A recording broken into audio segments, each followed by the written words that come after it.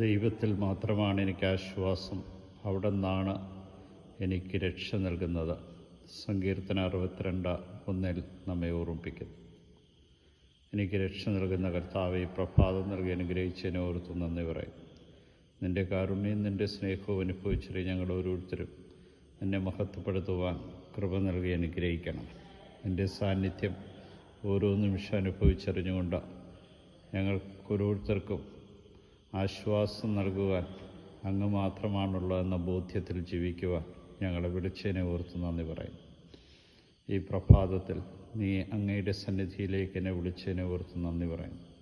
നിൻ്റെ സ്നേഹവും നിൻ്റെ കാരുണ്യവും അനുഭവിച്ചറിയുന്ന ഞങ്ങൾ ആ സ്നേഹം പകർന്നു കൊടുക്കുവാൻ, മറ്റുള്ളവരെ ആശ്വസിപ്പിക്കുവാൻ, മറ്റുള്ളവർക്ക് വേണ്ടി ശുശ്രൂഷ ചെയ്യുവാൻ അങ്ങ് നൽകുന്ന ഓരോ അവസരങ്ങളെയും മുൻനിർത്തിക്കൊണ്ട് ജീവിക്കാൻ കൃപ നൽകി അനുഗ്രഹിക്കണം. അങ്ങനെ അങ്ങയുടെ രക്ഷ സ്വന്തമാക്കിക്കൊണ്ട് അങ്ങയെ മഹത്വപ്പെടുത്തുവാൻ കൃപ നൽകണമേ. അങ്ങ് ഇന്ന് ഞങ്ങളെ അനുഗ്രഹിക്കണമേ. ആപത്തുനിന്ന് കാത്തുകൊള്ളണമേ. രോഗങ്ങളിൽ സംരക്ഷിക്കണമേ. വഴികളിൽ സംരക്ഷിച്ച് അങ്ങയുടെ ദൂതന്മാരെ അയക്കണമേ. ഇതാ കർത്താവേ, അങ്ങ് മാത്രമാണ് എൻ്റെ രക്ഷ എന്ന ബോധ്യത്തിൽ ജീവിച്ചുകൊണ്ട് ഈ ദിവസത്തെ അങ്ങേക്ക് സമർപ്പിക്കുവാൻ കൃപ നൽകി അനുഗ്രഹിക്കണം.